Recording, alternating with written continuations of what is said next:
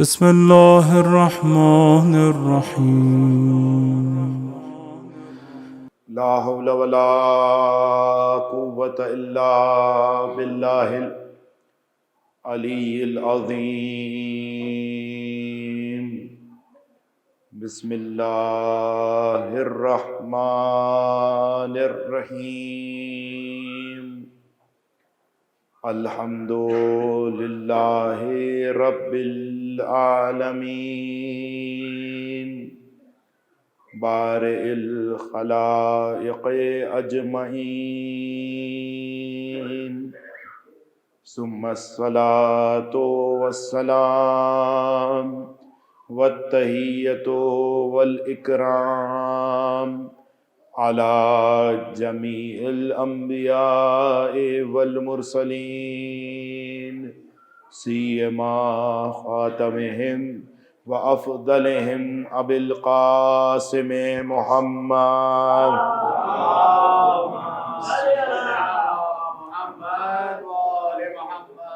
وعلى أهل بيته الأطيبين الأنجبين، سيما بقية الله في الأرضين، بهم نتولى ومن أعدائهم نتبرأ إلى الله.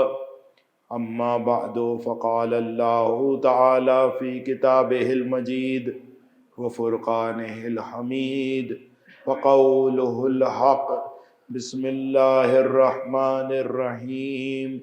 لقد أرسلنا رسلنا بالبينات وأنزلنا معهم الكتاب والميزان ليقوم الناس بالقسط. صلوات.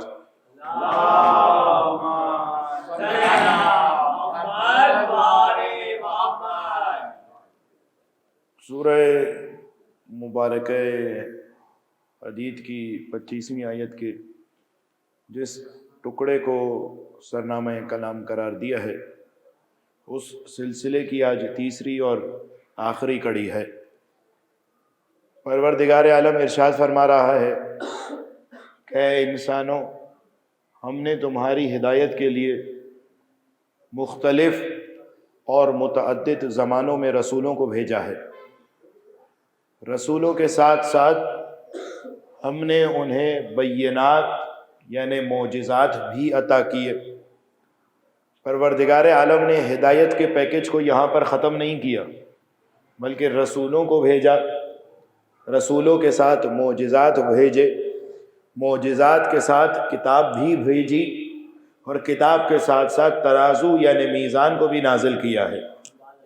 پروردگار عالم نے یہ ہدایت کا جو مقصد بتا رہا ہے وہ یہ کہہ رہا ہے لِيَقُومَ النَّاسُ بِالْقِسْطِ۔ ہم نے یہ تفصیلی نظام ہدایت اور زحمتیں مشقتیں اس لیے اٹھائیں تاکہ انسان اپنے تمام تر شعبہ زندگی میں عدالت اور انصاف کو اپنا منشور بنا لے۔ اس عدالت کو منشور بنانے کے لیے یعنی انسان اپنی زندگی میں عدالت کو قائم کر لے، یعنی انسان اپنی ازدواجی زندگی میں عدالت کو نصب العین بنائے، اپنی معاشی اور معاشرتی زندگی میں عدالت کو نصب العین بنائے، اپنی دنیاوی زندگی میں عدالت کو نصب العین بنائے، اپنی اخروی زندگی میں عدالت کو نصب العین بنائے۔ اس عدالت کے پیش نظر پروردگار عالم نے مختلف نبیوں اور رسولوں کو بھیجا ہے۔ اب دیکھیے، جب پروردگار عالم رسولوں کو بھیج رہا ہے تو رسولوں کے ساتھ ساتھ معجزات بھی دیے ہیں۔ توجہ میرے ساتھ رکھیے گا بھئی۔ دیکھیے 1,24,000 نبی آئے، 313 رسول آئے، سب کا متفقہ اور مشترکہ پیغام کیا تھا؟ توحید۔ کوئی پروردگار عالم کو کسی کا شریک قرار نہ دو۔ دوسرے لفظوں میں جسے ہم کلمے میں خلاصہ کرتے ہیں، سارے نبیوں کا مشترکہ پیغام کیا تھا؟ لا الہ الا اللہ۔ یہی تھا نا، جناب آدم سے لے کے نوح تک، نوح سے لے کے موسیٰ، اور موسیٰ سے عیسیٰ، اور عیسیٰ سے سرکار ختمی مرتبہ تک، سارے نبیوں کا مشترکہ پیغام تھا لا الہ الا اللہ۔ لیکن آپ پورے قرآن کا جا کر جائزہ لے لیجئے، جب بھی کسی نبی یا رسول نے اپنی امت کو لا الہ الا اللہ کی دعوت دی ہے تو سامنے والے نے توحید کی ظرافت اور باریکی کا تقاضا نہیں کیا، یہ نہیں پوچھا کہ بھائی آپ لا الہ الا اللہ کی بات کیوں کر رہے ہیں، بلکہ سامنے سے جس چیز کا تقاضا کیا ہے وہ مانگا ہے معجزہ۔ کبھی مانگا کہ آپ چاند کو 2 ٹکڑے کر کے دکھائیے، کبھی مانگا کہ آپ ہاتھ میں کنکریوں کو بولتا ہوا دکھائیے، کبھی کہا گیا کہ اپنی لاٹھی کو سانپ میں تبدیل کر کے دکھائیے، کبھی کہا گیا کہ اپنے ہاتھ کو چاند سے زیادہ چمکتا ہوا دکھائیے، کبھی کہا گیا کہ دریا کو 2 لفظ کر کے دکھائیے، کبھی کہا گیا کہ مریض کو شفا یاب کر کے دکھائیے، کبھی کہا گیا کہ مردے کو زندہ کرتے ہوئے دکھائیے۔ تو جب بھی رسولوں نے لا الہ الا اللہ کی بات کی ہے، سامنے والے نے معجزے کا تقاضا کیا ہے۔ بھئی تو یہ سوال ہے نا، لا الہ الا اللہ کا اس ہاتھ میں سنگریزوں سے کیا تعلق بنتا ہے؟ لا الہ الا اللہ کا بھئی جتنے بھی نبی آئے، اگر آدم تھے تو آدم نے لا الہ الا اللہ کے ساتھ آدم صفوت اللہ بھی کہا، اگر وہ نوح تھے تو انہوں نے لا الہ الا اللہ کے ساتھ ضمنی طور پر اپنی رسالت کی بات کی، یعنی نوح نبی اللہ کی بات کی، اگر وہ موسیٰ تھے تو انہوں نے لا الہ الا اللہ کے ساتھ موسیٰ کلیم اللہ کی بات کی، اگر وہ عیسیٰ تھے تو انہوں نے لا الہ الا اللہ کے ساتھ عیسیٰ روح اللہ کی بات کی۔ تو بھئی آخر اس لا الہ الا اللہ کا، اس رسالت کا معجزے سے کیا تعلق بن رہا ہے؟ در حقیقت مسئلہ یہ ہے کہ انسان فکری طور پر اتنا عاجز ہے، انسان فکری طور پر اور شعوری طور پر اس کی سطح اتنی پست ہے، اتنی تنزلی کا شکار ہے، انسان چونکہ اپنے سمجھنے کی صلاحیتوں سے بھرپور طور پر استفادہ نہیں کرتا، اس لیے انسان عاجز دکھائی دیتا ہے کہ وہ نبی کی نبوت کی تصدیق اس کے پیغام کے ذریعے سے نہیں کر رہا بلکہ معجزے کے ذریعے سے کر رہا ہے۔ توجہ کیجئے گا بھائی، میں لا الہ الا اللہ کی بات کر رہا ہوں، آپ لا الہ الا اللہ پر سوال کیجئے۔ آپ کیا سوال کر رہے ہیں کہ چاند کو 2 ٹکڑے کر کے دکھائیے، آپ سنگریزوں کو بول کے دکھائیے، آپ مسیحائی کر کے دکھائیے۔ تو در حقیقت یہ انسان کی پستی کی وجہ سے سارے نبیوں سے معجزے کو طلب کیا گیا، لیکن ذرا تاریخ کا مطالعہ کر لیجئے، انسانوں اور امتوں نے تو نبیوں سے معجزہ مانگا ہے، لیکن کسی نبی نے دوسرے نبی کی نبوت کی تصدیق کرنے کے لیے اس سے معجزے کا مطالبہ نہیں کیا۔ بھئی ابراہیم اور لوط ایک ساتھ معاصر نبی ہیں، لیکن لوط اور نے ابراہیم کی تصدیق کرنے کے لیے معجزہ نہیں مانگا۔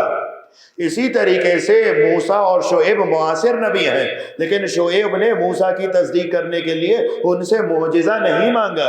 عیسیٰ اور یحییٰ معاصر نبی ہیں، لیکن یحییٰ کو جب عیسیٰ کی تصدیق کرنی تھی تو یحییٰ نے یہ نہیں کہا کہ اے عیسیٰ مجھے معجزہ دکھائیے، اگر کوئی معجزہ دکھائیں گے، اگر کوئی کرشمہ دکھائیں گے، اگر کوئی خارق العادت کام دکھائیں گے، اگر کوئی طلسم دکھائیں گے، اگر کوئی عقلوں کو عاجز کر دینے والا کام دکھائیں گے، اگر کوئی تعجب میں پردہ ڈالنے والا کام دکھائیں گے، اس وقت میں آپ کو نبی مانوں گا، وَإِلَّا میں نبی نہیں مانوں گا۔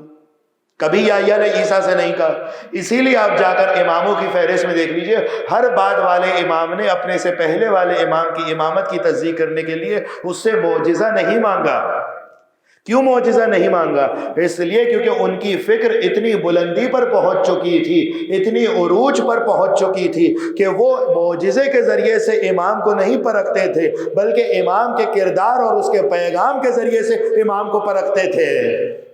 توجہ کیجئے گا، آپ دیکھیں سرکار ختمیہ مرتبت کی اگر زندگی کو ذرا جا کر جائزہ لے لیجئے تو قریش والوں نے ختمیہ مرتبت سے مختلف معجزات مانگے، اسی طریقے سے حجاز والوں نے ختمیہ مرتبت سے مختلف معجزات مانگے، مکے والوں نے سرکار سے مختلف معجزات مانگے، لیکن امیر کائنات نے سرکار سے معجزہ نہیں مانگا، بلکہ عالم تو یہ ہے کہ ابھی سرکار کی آغوش میں ہے اور وہ قرآن جو ابھی معجزہ بن کر اترا نہیں ہے اس کی تلاوت کر رہے ہیں۔ عالم تو یہ ہے ان کی بلندی کا، ان کی عظمت کا۔ ارے بھائی ابھی تو قرآن اترا نہیں ہے، سورہ مومنون ابھی اترا نہیں ہے، سرکار کے دل مبارک پر ابھی وہی اترنا شروع نہیں ہوئی ہے، لیکن امیر کائنات جیسے ہی آغوش رسالت میں آئے تو قرآن کے نزول سے پہلے قرآن کی تلاوت کر رہے ہیں۔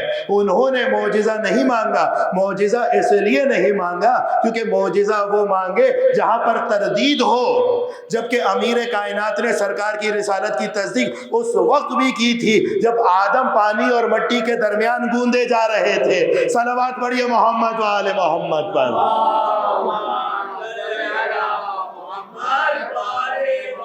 توجہ ہے؟ سرکار نے، امیر کائنات نے سرکار ختمی مرتبت سے معجزہ نہیں مانگا. کیوں معجزہ نہیں مانگا؟ کیونکہ فکر معراج پر پہنچ چکی تھی، فکر بلندیوں پر پہنچ چکی تھی. اب دیکھیے ہمیشہ ہم اپنی معمولات زندگی کا اگر میں مثال دوں، آپ دیکھیں ہمیں جو بہت سارے دھوکے ہوتے ہیں، بہت سارے فریب ہمارے ساتھ ہو جاتے ہیں، فراڈ ہو جاتے ہیں، اس میں بنیادی وجہ کیا ہوتی ہے؟ اس میں ہم کسی کے ظاہر پہ بھروسہ کرتے ہیں. مثال کے طور پر ایک صاحب جو ہے ہم سے کہنے لگے کہ فلاں صاحب کو میں نے اسٹاک میں جو ہے اس پہ پورا بھروسہ کیا ہے، اسٹاک مارکیٹ میں انہیں اپنا ایجنٹ بنایا. اچھا ایجنٹ بنایا تو لامحالہ طور پہ اس لیے بنایا ہوگا کیونکہ اس کے پاس تجربہ ہوگا، اس کو مارکیٹ کی رگ کی سمجھ ہوگی، یقیناً اس لیے اپنا ایجنٹ بنایا ہوگا. لیکن وہ خود کہنے لگے نہیں، میں نے انہیں اس لیے ایجنٹ نہیں بنایا، بلکہ ایجنٹ اس لیے بنایا کیونکہ میں اسے نماز میں صف اول میں دیکھا کرتا تھا. اب دیکھیں جب آپ اس طریقے سے کسی پر بھروسہ کریں گے تو لامحالہ طور پر نقصان سامنے آ سکتا ہے، ممکنہ طور پر دھوکہ سامنے آ سکتا ہے. اب دیکھیے اگر آپ تاریخ اسلام کا ذرا جائزہ لے لیجئے کہ جو بھی سرکار ختمی مرتبت کے بعد جو لوگ آپ کو بھٹکتے ہوئے دکھائی دیے، جو لوگ بہکتے ہوئے دکھائی دیے، اس میں بہکنے کی بنیادی وجہ یہ تھی کیونکہ انہوں نے یہ کہا کہ بھائی جس معجزے کی وجہ سے ہم مسلمان ہوئے تھے وہ صاحب اعجاز تو چلا گیا، اب تو وہ صاحب اعجاز باقی نہیں ہے. وہ جس اخلاق سے متاثر ہو کر ہم نے ایمان لایا تھا وہ صاحب اخلاق تو چلا گیا، وہ جو حسب نسب والا تھا وہ صاحب عز و شرف تو چلا گیا، وہ جو کردار والا تھا وہ کردار والا تو چلا گیا. تو ایسے لوگ بھٹک گئے، لیکن جو پیغام کی وجہ سے مسلمان ہوئے تھے انہوں نے یہ کہا کہ صاحب پیغام چلا گیا ہے، لیکن صاحب پیغام کے چلے جانے سے پیغام نہیں جاتا، پیغام باقی رہتا ہے کیونکہ پیغام حق ہے. ان کے ذہن میں یہ حدیث محفوظ تھی کہ علی مال حق والحق مع علی، تو جب رسول جا رہے ہوں گے تو حق کے علم کو کسی دوسرے کے سپرد کیا ہوگا. اسی لیے انہوں نے رحلت رسول کے بعد دامن علی کو ایسا پکڑا تاکہ کسی طور ثقیفہ کی غلاظت ان کے دامن کو آلودہ نہ کر سکے، کسی طور ثقیفہ کی غلاظت ان کے دامن کو آلودہ نہ کر سکے. کیوں؟ اس لیے کیونکہ وہ معجزے کی وجہ سے مسلمان نہیں ہوئے تھے، وہ رسول کی سیرت کی وجہ سے مسلمان نہیں ہوئے تھے کہ بھئی وہ صاحب سیرت چلا گیا تو اب اپنی مرضی جو کرنا ہے کرے، صاحب سیرت تو چلا گیا، بلکہ وہ اسلام کی حقانیت کی وجہ سے مسلمان ہوئے تھے، اسلام کی حقیقت کی وجہ سے مسلمان ہوئے تھے. اب آپ دیکھیے ایک مرتبہ یونس ابن یعقوب ہمارے چھٹے امام جعفر صادق علیہ السلام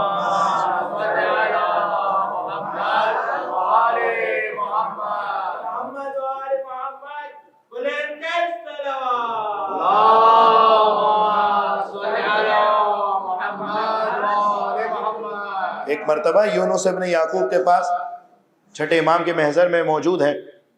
شام سے ایک شخص آیا، اس نے چھٹے امام سے کہا کہ میں جو ہے وہ آپ سے مناظرہ کرنا چاہتا ہوں، اپنے عرائض آپ کے سامنے پیش کرنا چاہتا ہوں تاکہ آپ کے نظریے کو باطل کر کے دکھاؤں اور اپنے غلط نظریے کو حق کر کے دکھاؤں. امام سے کہہ رہا ہے. اب ایک مرتبہ امام نے یونس ابن یعقوب سے کہا کہ اے یونس ابن یعقوب آپ ان کے ساتھ مناظرہ کیجئے، اس شام سے آنے والے شخص کے ساتھ آپ مناظرہ کیجئے. تو ایک مرتبہ یونس ابن یعقوب کا ادب دیکھیے امام کی بارگاہ میں کیا کہہ رہے ہیں. چونکہ عاجز تھے، مناظرے کا علم نہیں رکھتے تھے، مہارت نہیں رکھتے تھے، تو ایک مرتبہ کہنے لگے کہ ابن رسول اللہ آپ کا سرچشمہ فیض تو جاری ہے لیکن میرا ظرف بہت چھوٹا تھا.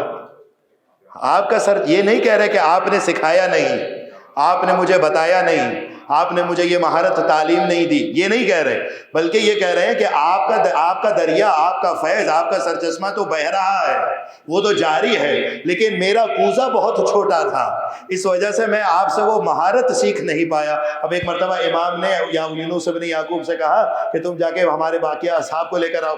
یونس ابن یعقوب باہر جاتے ہیں، باہر جا کر دیکھتے ہیں کہ 4 صحابی ہیں، ہشام ابن سالم، محمد ابن نعمان مومن طاق، قیس معاصر اور ساتھ ساتھ عمران ابن عین. یہ چاروں صحابی کو یونس ابن یعقوب دعوت دیتے ہیں اس شامین سے مناظرہ کرنے کے لیے.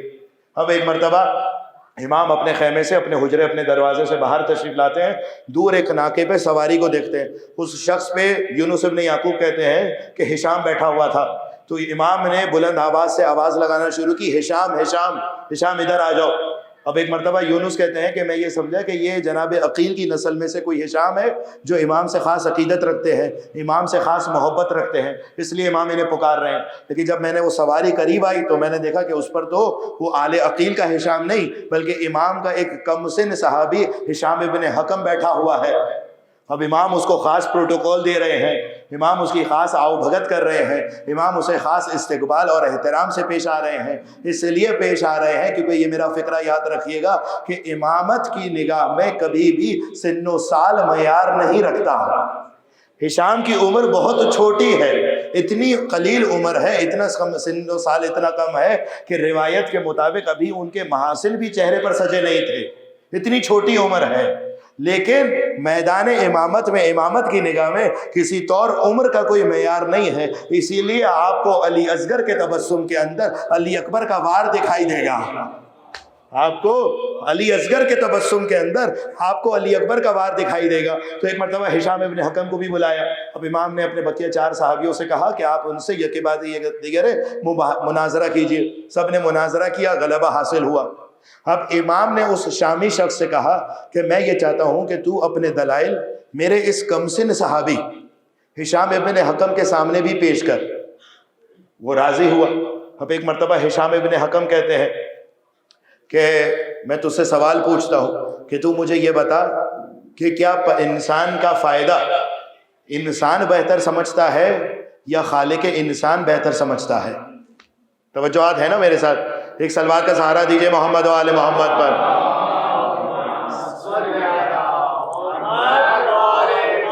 ایک مرتبہ یک جہاں ہم آواز ہو کر سلوات بھیجئے محمد و آل محمد پر۔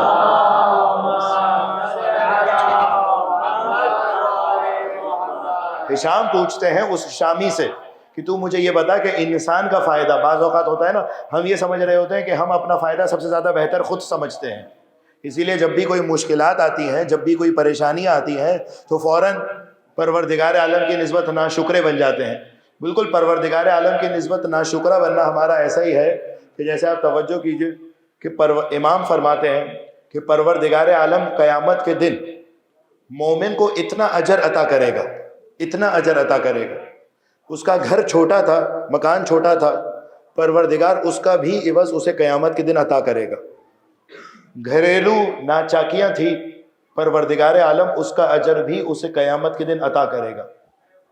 معاشی تنگی تھی، پروردگار عالم اس کا اجر بھی انسان کو عطا کرے گا۔ اس حد تک کہ مومن اگر ایک گھونٹ پانی سے محروم رہا ہو، وہ جو ماہ مبارک رمضان میں ایک لقمے کھانے سے اپنے آپ کو روکے رکھا، ایک گھونٹ پانی سے، ٹھنڈا پانی فریزر میں فریج میں موجود ہے لیکن اس کے باوجود اپنے آپ کو ضبط کیا، اس ایک گھونٹ پانی سے جو بھی اپنے آپ کو بچا کے رکھا، پروردگار عالم اس ایک گھونٹ پانی تک کا بھی عوض اور اجر انسان کو قیامت کے دن عطا کرے گا۔ اس حد تک اجر عطا کرے گا، اس حد تک اجر عطا کرے گا کہ مومن پروردگار عالم سے کہے گا کہ پروردگار کاش جو نعمتیں تو نے مجھے دنیا میں عطا کی تھی وہ بھی تو مجھ سے واپس لے لیتا، وہ نعمتیں بھی تو مجھ سے واپس لے لیتا۔ اتنا اجر عطا کرے گا، اتنی پروردگار پاداش عطا کرے گا، اتنا ثواب دے گا۔ اب ایک مرتبہ ہم سمجھتے ہیں کہ ہم اپنی مصلحت بہتر سمجھتے ہیں، ہشام پوچھتے ہیں کہ مجھے یہ بتا کہ انسان اپنا فائدہ بہتر سمجھتا ہے یا پروردگار؟ تو اس شامی شخص نے کہا یقیناً پروردگار عالم جو ہے وہ ہمارا مزاج، ہماری مصلحت، ہمارا فائدہ سب سے زیادہ بہتر سمجھتا ہے۔ اس کی اگر میں عامیانہ زندگی کی مثال دوں، دیکھیے اگر ایک بچہ آپ کے پاس ہو تو اس بچے کے مزاج کو سب سے بہتر کون سمجھ سکتا ہے؟ اس کی ماں۔ اس کی ماں سے بہتر تو کوئی نہیں سمجھ سکتا نا، اس لیے کیونکہ اس کی ماں جانتی ہے کہ بچے کو کن چیزوں سے الرجی ہوتی ہے، اس کی ماں جانتی ہے کہ اس بچے کو کس سے حساسیت ہوتی ہے، اس کی ماں جانتی ہے کہ بچے کو کیسے موسم میں رہنا ہے، کیسے موسم میں نہیں رہنا، کہاں جائے گا تو بہتر ہے، کہاں نہیں جائے گا تو نقصان ہے، تو اس کی ماں جانتی ہے۔ جبکہ اس کی ماں حامل انسان ہے، بچے کو حمل کر کے رکھا ہے، تو وہ جو حامل انسان ہے وہ انسان کے بارے میں اتنا بہتر جانتی ہے، تو وہ جو خالق انسان ہوگا وہ کتنا بہتر جانتا ہوگا۔ حامل انسان جس نے حمل کیا ہے، خلق نہیں کیا، تخلیق کے مراحل میں وہ دخالت نہیں رکھتی، صرف حمل کیا ہے، صرف بوجھ کو اٹھایا ہے، وہ انسان کی منفعت اور نقصان کو اتنا جانتی ہے تو وہ جو خالق انسان ہوگا وہ انسان کو کتنا جانتا ہوگا۔ تو شامی نے کہا یقیناً پروردگار بہتر جانتا ہے۔ اب ہشام نے کہا کہ تو مجھے یہ بتا کہ اس بات کی دلیل کیا ہے کہ پروردگار عالم ہماری مصلحت بہتر جانتا ہے، اس کی دلیل کیا ہے؟ تو وہ شامی کہتا ہے پروردگار عالم کی جانب سے شریعت کا بھیجا جانا، رسولوں کا بھیجا جانا، آسمانی صحیفوں اور کتابوں کا بھیجا جانا اس بات کی دلیل ہے کہ پروردگار ہمارا فائدہ ہم سے بہتر جانتا ہے۔ اب اس نے کہا، ہشام کہتے ہیں کہ مجھے یہ بتا کہ اگر میرے اور تیرے درمیان اختلاف ہو جائے، میرے اور تیرے درمیان کسی بات میں جھگڑا ہو جائے تو وہ جھگڑا حل کیسے ہوگا؟ تو وہ شامی شخص کہتا ہے کہ اگر اللہ کے رسول کے زمانے میں اختلاف ہو تو اللہ کے رسول کے ذریعے سے اختلاف حل ہوگا، اور اگر اللہ کے رسول کے بعد اختلاف ہو تو اللہ کے رسول کی جو کتاب بھیجی ہے یعنی قرآن مجید اس کے ذریعے سے اختلاف حل ہوگا۔ اب ہشام کہتے ہیں کہ اگر کتاب خدا کے ذریعے سے میرے اور تیرے درمیان اختلاف حل ہو سکتا ہوتا تو شام سے اٹھ کر مدینے کیوں آتا؟ تو شام سے اٹھ کر مدینے کیوں آتا؟ کیونکہ جو کتاب تیرے شیلف میں پڑی ہے وہی کتاب میرے بھی شیلف میں پڑی ہے، جو کتاب تیرے پاس پڑی ہے وہی کتاب میرے پاس بھی پڑی ہے، جو تاج کمپنی کا قرآن تیرے پاس چھپا ہوا پڑا ہے وہی تاج کمپنی کا قرآن میرے پاس بھی ہے، وہ قرآن جسے تو استخارے کے لیے استعمال کرتا ہے، تلاوت کے لیے استعمال نہیں کرتا، وہ استخارہ کرنے کے لیے قرآن تو میرے پاس بھی پڑا ہے۔ تو بھائی کتاب تو ایک ہی ہے لیکن اس کے باوجود اختلاف ہو رہا ہے۔ اور وہ شامی شخص مضطرب ہو کے کہتا ہے کہ اگر میں یہ کہوں کہ کتاب کے ذریعے سے اختلاف حل ہو سکتا ہے تو بھی بات غلط ہے، کیونکہ کتاب تو موجود ہے لیکن اختلاف حل نہیں ہو رہا، اور اگر میں یہ کہوں کہ میرے اور تیرے درمیان اختلاف نہیں ہے تو یہ بات بھی غلط ہے، کیونکہ بہرحال اختلاف تو ہے۔ تو اس اضطراب سے یہ بات سمجھ آ گئی کہ جہاں پر کتاب ہو وہاں پر صاحب کتاب بھی ہونی چاہیے، جہاں پر کتاب ہونی چاہیے وہاں پر صاحب کتاب بھی ہونی چاہیے۔ اس لیے توجہ فرمائیے گا، دیکھیں پروردگار عالم نے جس سلسلہ نبوت کا آغاز آدم کے ذریعے سے کیا ہے اس سلسلہ نبوت کو خاتم پر ختم کر دیا، لیکن جس سلسلہ امامت کا آغاز ابراہیم سے کیا ہے اسے سرکار پر ختم نہیں کیا بلکہ مہدی تک جاری رکھا ہے، تاکہ جہاں جہاں تک کتاب جائے کتاب کتاب بھی ساتھ ساتھ جائے۔ صلوات پڑھیے محمد و آل محمد پر۔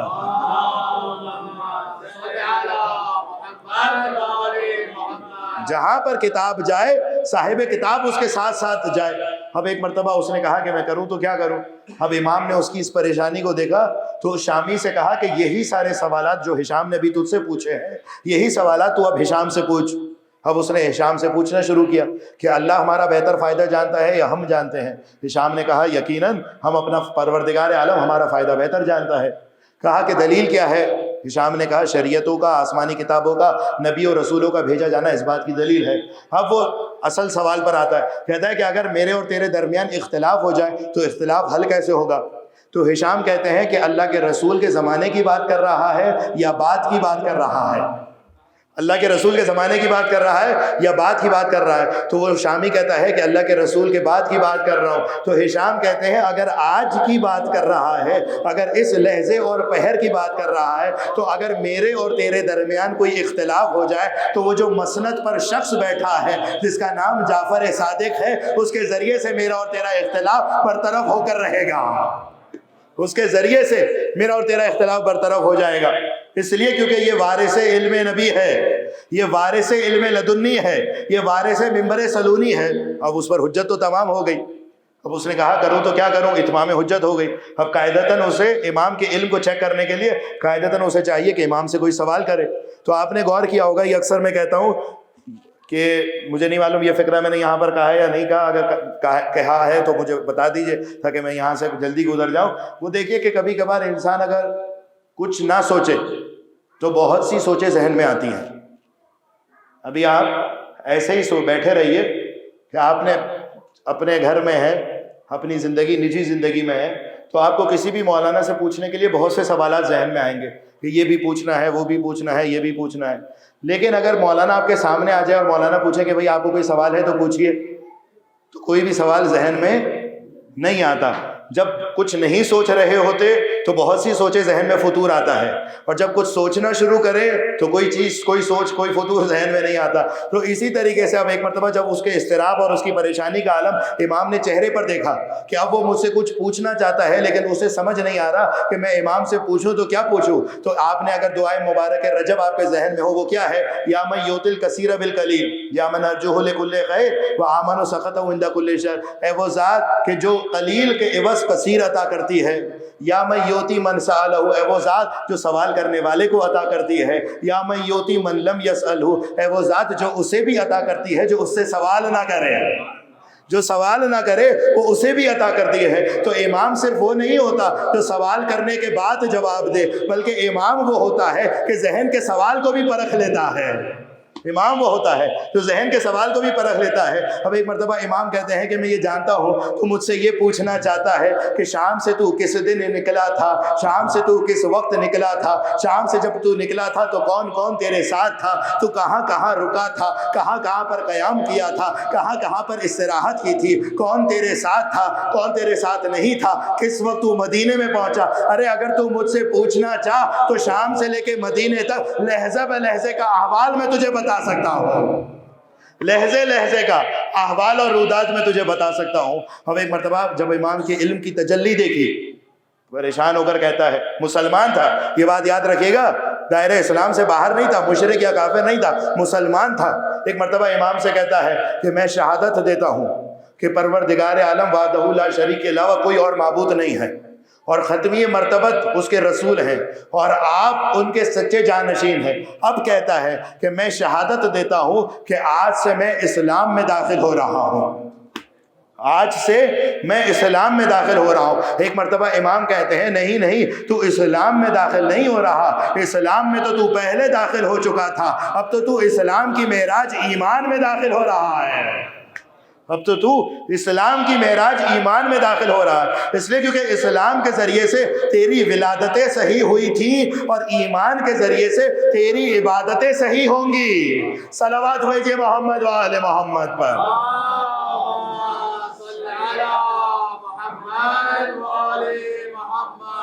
ایک اور صلوات بھیجئے محمد و آل محمد پر۔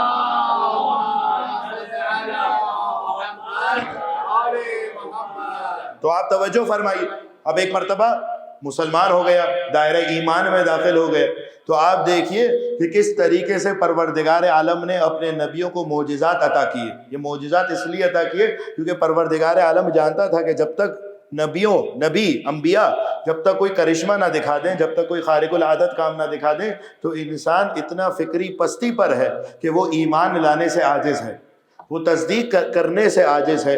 تو اسی طرح سے جیسے میں نے کل گزشتہ گفتگو میں یہ بات کہی تھی کہ پروردگار عالم نے جو دین عطا کیا ہے وہ صرف مسجدوں کی حد تک عطا نہیں کیا، وہ صرف امام بارگاہ ہو یا حسینیہ کی حد تک عطا نہیں کیا، وہ دین صرف محدود مکان کے لیے نہیں ہے کہ اگر مسجد آ جائیں تو میں اور آپ دیندار ہو جائیں، اگر امام بارگاہ چلے جائیں، حسینیہ چلے جائیں تو میں اور آپ دیندار ہو جائیں۔ مسجد سے باہر آئے، حسینیہ سے باہر آئے، امام بارگاہ سے باہر آئے، بٹن دبایا غیر دیندار ہو گئے، مسجد کے اندر قدم رکھا، بٹن دبایا دیندار ہو گئے۔ پروردگار عالم نے دین کا یہ تصور نہیں دیا۔ جس طریقے سے پروردگار عالم نے اپنے دین کو کسی محدود مکان سے مخصوص نہیں کیا، اسی طریقے سے مخصوص زمان سے بھی مخصوص نہیں کیا۔ ایسا نہیں ہے کہ جب میں 40 پر مشی کرنے کے لیے 3 دن 4 دن 5 دن کربلا جاؤں، اسی وقت میری داڑھی بھی ہو، اسی وقت میں گانے بھی نہ سنوں، اسی وقت میں فحش کلامی بھی نہ کروں، اسی وقت میں مکمل پارسا متقی بن جاؤں، لیکن جیسے ہی کربلا کی آب و ہوا ختم ہوئی، کراچی پہنچے تو اصل روپ ظاہر کا دکھ رہا ہے۔ پروردگار عالم نے دین کو نہ کسی مخصوص زمانے سے مخصوص کیا ہے، نہ کسی مکان سے مخصوص کیا ہے، بلکہ پروردگار عالم نے جو دین بھیجا ہے وہ اس لیے بھیجا ہے تاکہ انسان اپنی تمام تر شعبہ زندگی میں اس دین پر عمل پیرا رہے۔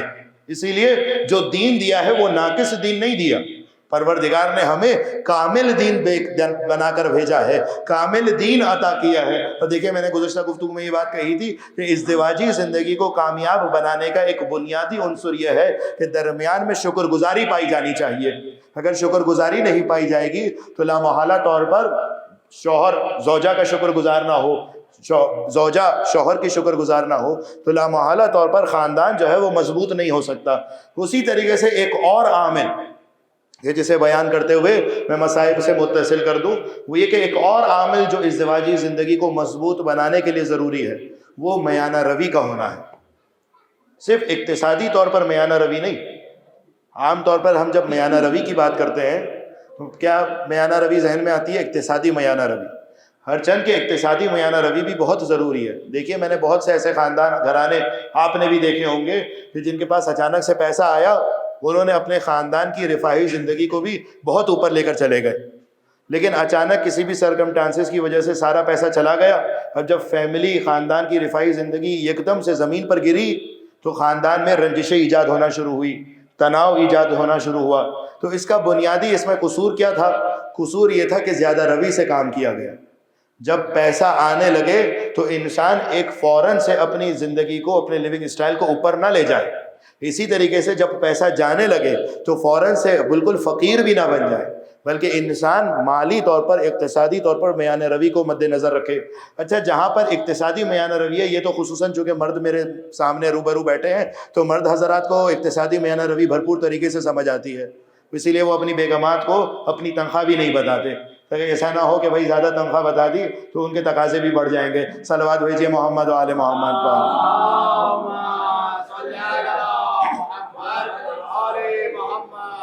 لیکن میں جس میانہ روی کی بات کر رہا ہوں وہ اس میانہ روی کی بات کر رہا ہوں کہ رشتے اور نعتوں میں بھی میانہ روی ہونی چاہیے۔ دیکھیے پروردگار عالم نے اگر ماں کا مقام قرار دیا ہے تو ماں کے ساتھ ساتھ زوجہ کا مقام بھی قرار دیا ہے۔ اگر زوجہ کا مقام قرار دیا ہے تو ساتھ ساتھ ماں کی منزلت اور رتبہ بھی قرار دیا ہے۔ اب آپ دیکھیے کتنے آپ کو شوہر ایسے دکھائی دیں گے دونوں طرف، میں افراط اور تفریط دونوں کی بات کر رہا ہوں۔ ایک مثال دوں گا تو پتہ چلا کل ایک اور مجلس رکھنی پڑے گی اس دوسری مثال کو دینے کے لیے، تو میں دونوں جانب کی مثال دیتا ہوا آگے بڑھوں گا۔ وہ یہ دیکھیں بعض اوقات ایسا ہوتا ہے کہ شوہر جو ہے شادی کر لی ہے لیکن اب کچھ بھی کرنا ہے سب سے پہلے اپنی والدہ سے پوچھیں گے۔ ہوٹل بیگم کو لے جاؤں، ریسٹورنٹ لے جاؤں کھانا کھانے کے لیے، نہیں والدہ سے پہلے پوچھ لوں۔ پانی پی لوں، نہیں پہلے والدہ سے فون کر کے پوچھ لوں۔ مثال کے طور پر کہیں باہر جانا ہے گھومنے کے لیے، پہلے والدہ سے فون کر کے پوچھ لوں۔ تو دیکھیے اگر آپ کی بیگم راضی ہو ایسے رویے پر تو اس میں تو کوئی مسئلہ نہیں ہے، لیکن ظاہری طور پر اگر یہ دیکھا جائے تو یہ کسی حد تک افراطیت کی دلیل ہے۔ کسی بھی جانب اگر آپ افراط، دیکھیے اگر آپ راہ مستقیم سے ایک جانب افراط لیں گے تو لامحالہ طور پر آپ راہ مستقیم سے دور ہو جائیں گے۔ اگر راہ مستقیم سے آپ بائیں جانب افراط لیں گے تو لامحالہ طور پر آپ راہ مستقیم سے دور ہو جائیں گے۔ اب ایسا مزاج، خاتون نے فون کیا، کہا کہ قبلہ ایسا شوہر ہے کہ کچھ بھی کرنے سے پہلے اپنی والدہ سے فون کرتا ہے، کچھ بھی کرنا ہو، کھانا کھانا ہو میں اپنی امی سے پوچھ لوں، پانی پینا ہے اپنی امی سے پوچھوں، مجھے مہکے چھوڑنا ہے سفر پہلے اپنی امی سے پوچھ لوں، مجھے کچھ اور کام کرنا ہے، کوئی چیز دلا دینی ہے، نیچے سے فرینچ فرائز کا ڈبہ لانا ہے، رکو پہلے میں اپنی امی سے پوچھ لوں۔ تو ظاہری طور یقینی طور پر جب بھی اگر مرد ایسا مزاج دکھائے گا تو یقینی طور پر خاندان جو ہے وہ مضبوط نہیں ہو سکے گا، خاندان کے اندر، خانوادے کے اندر مضبوطی اور استحکام نہیں آ پائے گا۔ اب یہ تو اس جانب کی مثال ہو گئی، لیکن اب بالکل دوسری جانب کی بھی مثال دیکھ لیجئے کہ جہاں یہ افراد ہے وہاں دوسری جانب بھی افراد ہے۔ اب بعض خاندان آپ کو ایسے دکھائی دیں گے جہاں پر کچھ بھی کرنا ہے، بڑے سے بڑے فیصلے کرنے ہیں۔ دیکھیے یقینی طور پر پروردگار عالم نے ماں باپ، جب بھی ایک لڑکا اور ایک لڑکی کی شادی ہوتی ہے تو اسے ایک مستقل گھرانہ بنا دیا ہے۔ اب کسی کو بھی، نہ لڑکی کے ماں باپ کو نہ ہی لڑکے کے ماں باپ کو دخالت کرنے کا حق حاصل نہیں ہے، لیکن مشورے کا حق ضرور حاصل ہے۔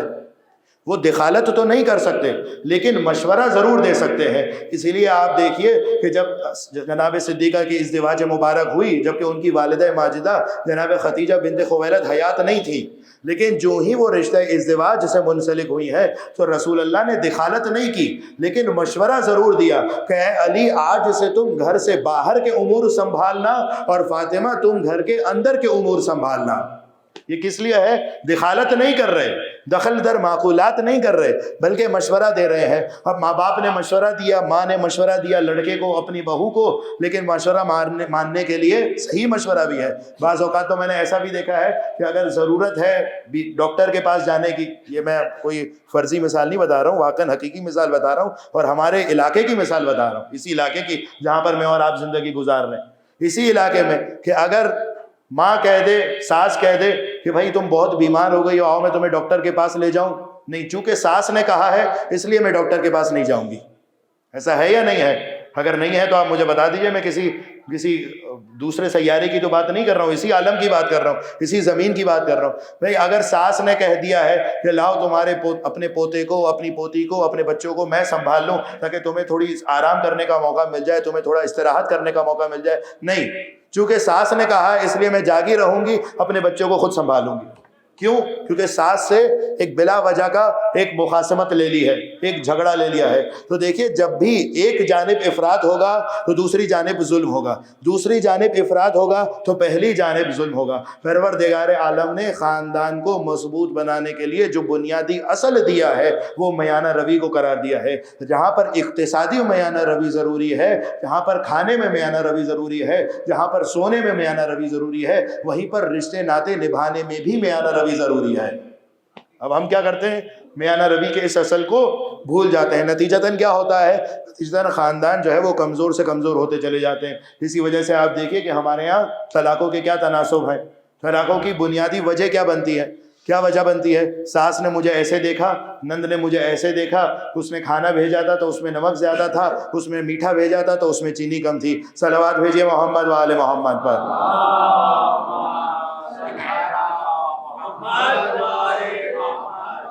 آپ کی تعجب بھری نگاہیں مجھے بتا رہی ہیں کہ لگتا ہے کہ میں اس دنیا کی بات نہیں کر رہا۔ ایک اور صلوات بھیجیے محمد و آل محمد۔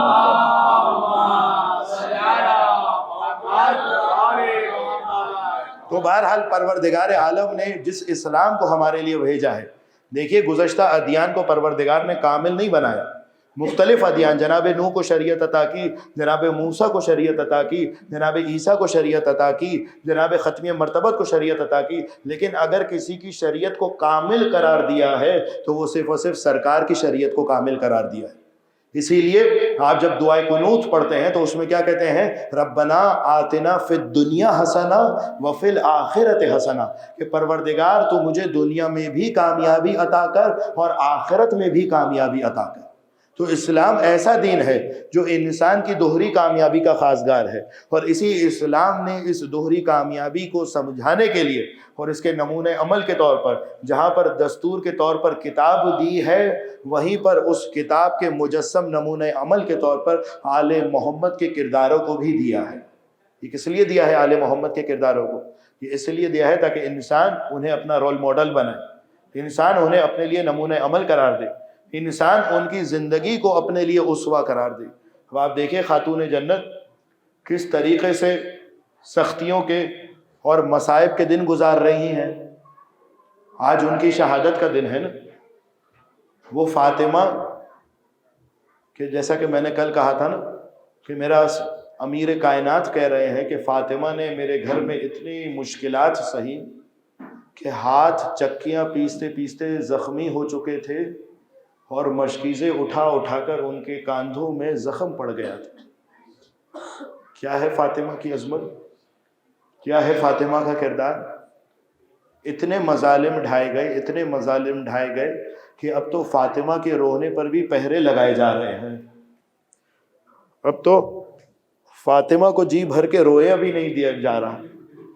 ایک مرتبہ مدینے کے لوگ میرے مولا کے پاس آ کر کہتے ہیں کہ علی ذرا فاطمہ سے کہہ دیجئے کہ یا دن میں رویا کریں یا رات میں رویا کریں، کیونکہ دن میں روتی ہیں تو ہماری تجارت اور کاروبار میں خلل پڑتا ہے، اور اگر رات میں گریہ کرتی ہیں تو ہمارے آرام میں خلل پڑتا ہے۔ ارے میں کہوں گا کہ وہ جو گریے پر پابندی کی عادت ہے نا امت کی، وہ 61 ہجری سے شروع نہیں ہوئی بلکہ وہ عادت 11 ہجری سے شروع ہوئی ہے۔ آج فاطمہ کو رونے سے منع کیا جا رہا ہے اور کل 4 سال کی سکینہ کو رونے سے منع کیا جائے گا، کل سکینہ کو رونے پر پابندی عائد کی جائے گی۔ ایک مرتبہ علی فاطمہ زہرا کے پاس آ کر کہتے ہیں کہ اے شہزادی، اے فاطمہ زہرا، مدینے کے لوگوں نے آ کر کہا ہے کہ اے شہزادی یا دن میں رویا کریں یا رات میں رویا کریں، لیکن فاطمہ زہرا کے گریے کو کیسے تشفی ملے، فاطمہ زہرا کے گریے کو کیسے تسلی ملے؟ ارے بابا کی رحلت ہوئی ہے لیکن کوئی پرسہ دینے نہیں آیا بلکہ دروازے کو آگ لگانے آئے ہیں، پسلیاں توڑنے کے لیے آئے ہیں، ارے محسن کو شہید کرنے آئے ہیں۔ اجرکم علی اللہ، اجرکم علی اللہ۔ کیسے فاطمہ کے گریے کو تسلی ملے؟ ایسے فاطمہ کے گریے کو آرام آئے، اسی لیے میرے مولا نے جنت البقیع میں ایک حجرہ تعمیر کیا۔ جانتے ہیں تاریخ میں اس حجرے کا نام کیا ہے؟ اسے بیت الحزن نہیں کہا جاتا، مصیبت کا گھر نہیں کہا جاتا، بلکہ بیت الاحزان کہا جاتا ہے، یعنی غموں کا گھر۔ یعنی فاطمہ نے اس 3 مہینے میں اتنے غم تحمل کیے، اتنے غم برداشت کیے۔ ایک مرتبہ بابا کی مرکت کو دیکھ کر کہا، بابا صبت علیہ مصائب لو انہا صبت علی الایام سرن لیالیا۔ ارے بابا آپ کے جانے کے بعد اتنے غم ڈھائے گئے کہ اگر روز روشن پر پڑھتے تو وہ تاریک راتوں میں بدل جاتے۔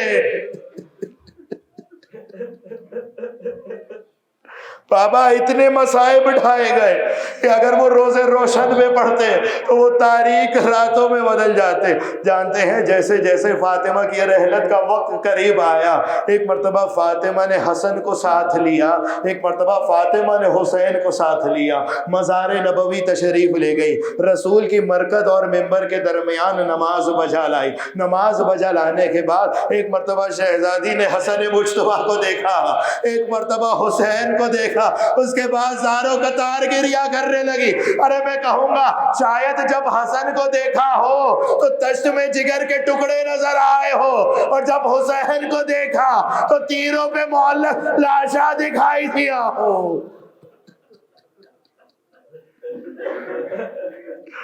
جانے کیا نظر آیا شہزادی کو کہ زاروں قطار گریہ کرنا شروع کیا۔ ایک مرتبہ دونوں بچوں کو سینے سے لگایا اور کہا کہ میرے بچوں کچھ دیر اپنے بابا کے پاس قیام کرو، کچھ دیر اپنے بابا کے پاس ٹھہرو۔ ایک مرتبہ شہزادی اپنے گھر تشریف لائی، اسما سے کہتی ہیں کہ اسما میں اپنے حجرے میں جا رہی ہوں پروردگار کی تکبیر کرنے، پروردگار کی تسبیح اور عبادت بجا لانے کے لیے۔ اے اسما اگر کچھ دیر بعد دستک دینے سے میرا جواب موصول نہ ہو تو تو سمجھ جانا کہ فاطمہ اپنے بابا سے مل چکی ہے، فاطمہ اپنے بابا کے پاس چلی گئی ہے۔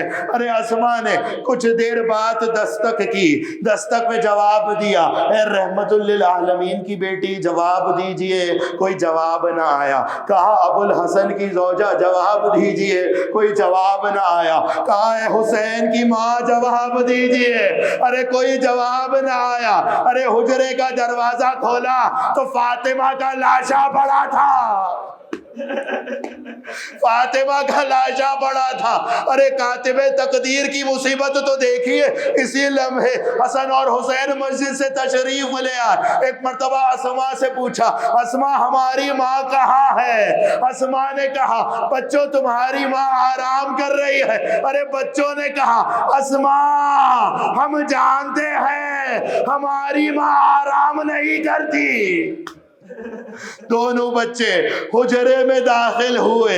ارے حجرے میں داخل ہوئے، ماں کے جنازے کو جب دیکھا نا، ایک مرتبہ چھوٹے شہزادے نے کہا، حسین نے حسن کو دیکھ کر کہا بھیا بھیا آج وطن میں یتیمی کا پرسہ قبول کرو۔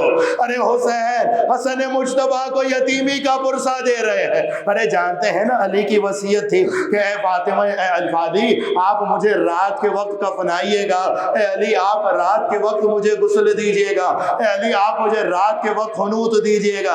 ارے علی نے رات کے وقت اپنے بچوں سے کہا کہ بچوں ذرا گھٹ گھٹ کے گریہ کرنا، بلند آواز سے گریہ نہ کرنا، ارے مدینے والوں کو خبر نہ ہو جائے۔ لیکن جو ہی غسل دینا شروع کیا، ارے پہلو پر کیا زخم دیکھا، ایک دھاڑ مار کر گر گئے۔ اجرکم علی اللہ، اجرکم علی اللہ۔ میرا مولا گریہ کر کے گش کھا گیا۔ ایک مرتبہ فاطمہ زہرا کو میرے مولا نے غسل دیا، فاطمہ زہرا کو کفن اڑایا اور جنازے میں لٹا کر ایک مرتبہ صحن خانہ میں لے آئے۔ صحن خانہ میں جب تابوت لائے نا تو ایک مرتبہ زینب و ام کلثوم سے کہا کہ اے زینب و ام کلثوم اپنی ماں سے آخری ودا کر لو، اس لیے کیونکہ آج جو خدا حافظ کرو گے نا تو قیامت کے دن ملاقات ہوگی، آج جو خدا حافظ کرو گے تو قیامت کے دن ملاقات ہوگی۔ ایک مرتبہ زینب کو بلایا، ایک مرتبہ کلثوم کو بلایا، ایک مرتبہ حسن اور حسین کو بلایا۔ ارے جو ہی حسن اور حسین ماں کے لاشے سے لپٹے ایسا گریہ ہوا، ملکوت میں کوہرام ہوا۔ ہاتف نے آواز دی، اے علی بچوں کو ماں کے لاشے سے جدا کر لیجئے۔ ارے علی نے تازیانہ نہ مارا، گرکیاں نہ دی، تماچے نہ مارے، ارے بڑی شفقت سے جدا کیا۔ ارے کل کربلا دیکھیے وہاں بھی ایک یتیمہ ہے، ارے شمر کا تازیانہ، شمر کی گرکیاں، رونے پہ پابندیاں۔